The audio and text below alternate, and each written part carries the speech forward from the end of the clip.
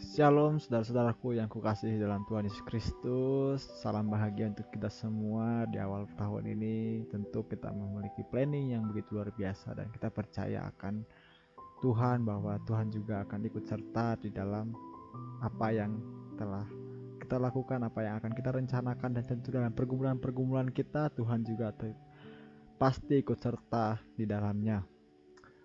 Saudara-saudaraku yang kukasihi dalam Tuhan Yesus Kristus, saya memiliki sebuah kisah yang begitu luar biasa bagi saya sendiri. Setelah saya renungkan, setelah saya perbincangkan bersama rekan-rekan saya, hal ini begitu luar biasa. Tentu tokoh ini ialah tokoh yang mungkin sering kita dengar, sering kita sharingkan, dan sering juga dikotbahkan oleh para pengkhotbah yang luar biasa yang telah dipercaya oleh Tuhan untuk men-sharingkan tentang tokoh ini. Namun di saat kita mendengar kisah tokoh ini memiliki sifat yang mungkin tidak baik atas apa yang telah ia lakukan, atas perbuatan yang ia lakukan, atas kepercayaan yang dia lakukan, atas kejujuran yang ia lakukan, kejujuran yang ia katakan kepada rekan-rekan yang lain. Oleh karena kejujurannya ini, tokoh ini memiliki gambaran yang tidak baik, saudara-saudaraku. Kenapa hal ini terjadi? Mungkin saya akan memberikan pemikiran yang baru mungkin, atau mungkin saudara-saudara sudah pernah mendengar pemikiran yang positif dari tokoh ini.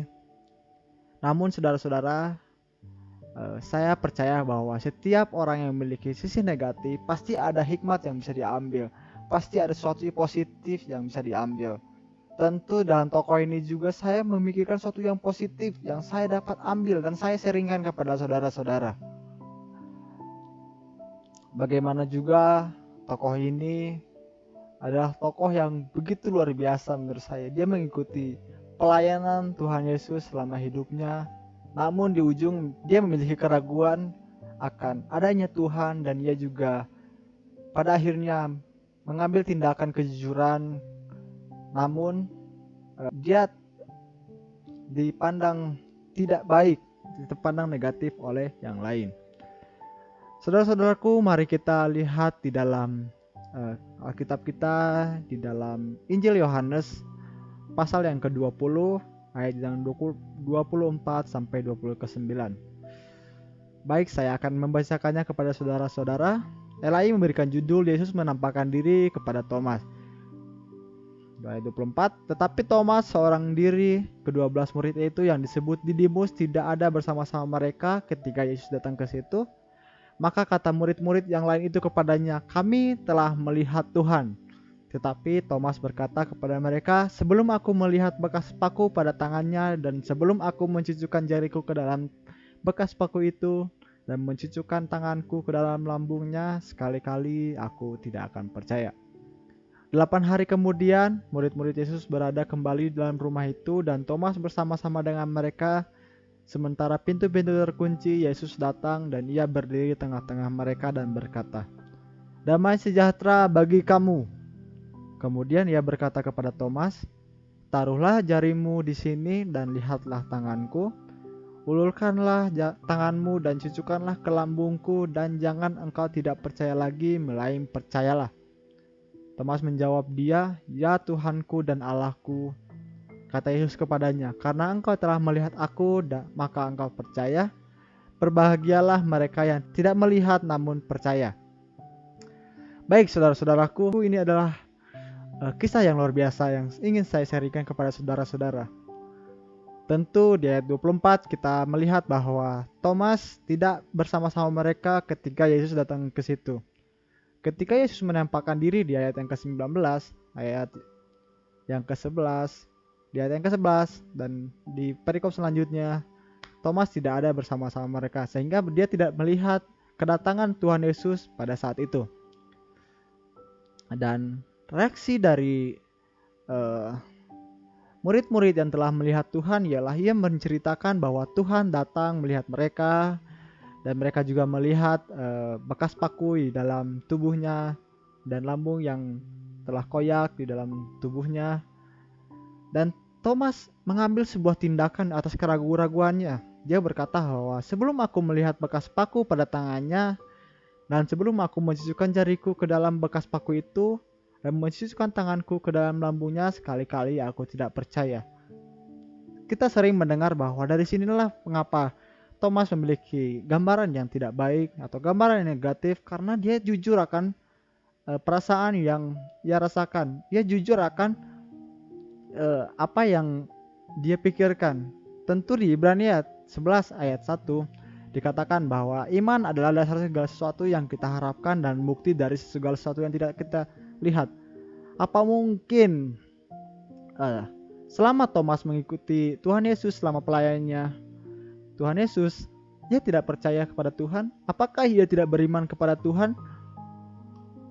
Tentu sebagai orang yang mengikut Tuhan Yesus, dia pasti melihat bagaimana Tuhan Yesus mengadakan mujizat.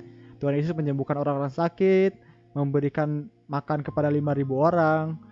Tentu Thomas menyaksikan semuanya itu. Tetapi pada saat titik di mana rekan-rekan yang lain atau murid-murid yang lain melihat Tuhan, saat Tuhan hadir di tengah-tengah mereka, dia memiliki sifat yang ragu-ragu karena ia tidak melihat apa yang terjadi pada saat itu. Setelah dia mengatakan bahwa sebelum aku melihat bekas paku itu, apabila kita lihat di perikop sebelumnya di ayat yang ke-17, kata Yesus kepada murid-murid yang lain, janganlah engkau memegang aku sebab aku belum pergi kepada Bapa, tetapi pergilah kepada saudara-saudaraku dan katakanlah kepada mereka.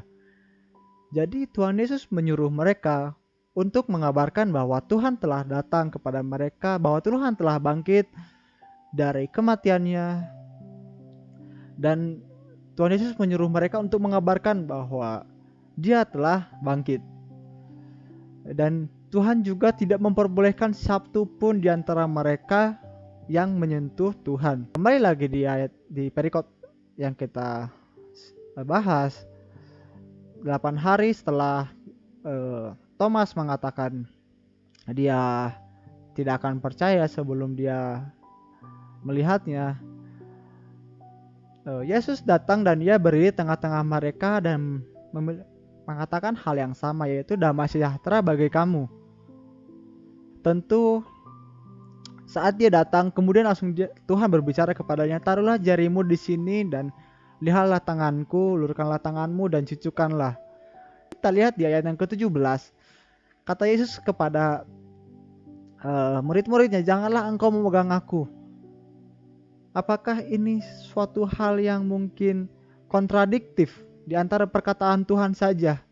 Di satu sisi dia tidak memperbolehkan siapapun memegang dia, tidak boleh menyentuh dia sebelum aku pergi ke Bapa, tetapi di satu sisi dia memperbolehkan Thomas untuk menyentuh dia.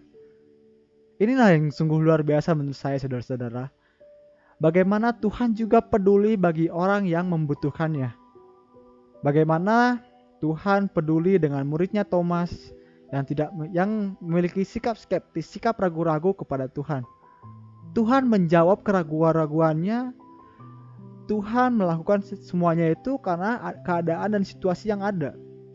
Tidak mungkin Tuhan tiba-tiba di sebelumnya dia mengatakannya tidak boleh, tetapi dia di selanjutnya dia memperbolehkan.